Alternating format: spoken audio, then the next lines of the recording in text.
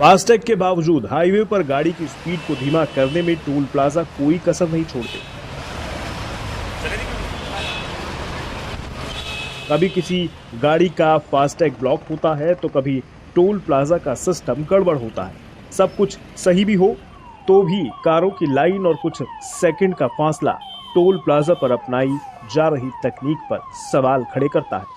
लेकिन अगले 1 साल में हाईवे के सभी टोल प्लाजा गायब होने वाले हैं। दरअसल सरकार टोल वसूली के लिए टोल प्लाजा की जगह जीपीएस ट्रैकिंग वाला सिस्टम लागू करेगी। इसके लिए अगले 3 महीने में नई पॉलिसी लाई जाएगी।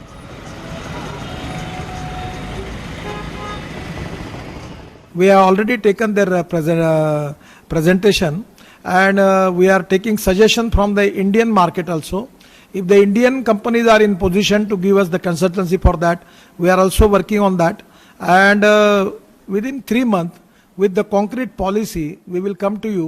We will select the technology and we will go ahead in this direction.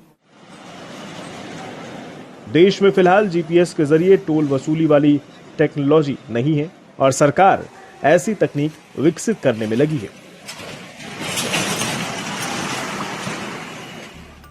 इसके बाद टोल कलेक्शन जीपीएस के जरिए होने लगेगा, यानी टोल की रकम गाड़ियों पर लगी जीपीएस इमेजिंग के हिसाब से वसूल की जाएगी। जीपीएस आधारित नए सिस्टम में गाड़ी जितनी दूर चलेगी उसके हिसाब से आपके अकाउंट या ई वॉलेट से टोल काट लिया जाएगा।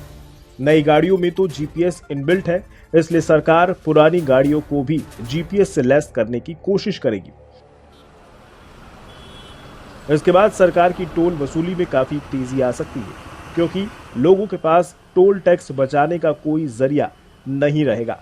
यानी अगर कार टोल रोड पर चलेगी तो फिर दूरी के हिसाब से टोल टैक्स खुद ब खुद कट जाएगा। इसका अल्टीमेट उद्देश्य है कि सड़क के ऊपर से बैरियर फ्री मूवमेंट हो जाए, बैरियर हट जाए, टोल बैरियर हट जाए, ये इसका उद्देश्य है। और इस बैरियर फ्री मूवमेंट से लोगों को परेशानी दूर हो। सड़क पर आप चल रहे हैं तो जितना अंतर आप चलेंगे उतना आपको टैक्स देना पड़ेगा। हालांकि हर सिस्टम में शुरुआत में खामियां जरूर होती हैं। ऐसे में जीपीएस से टोल टैक्स वसूली में भी सरकार को मुश्किलें आ सकती हैं।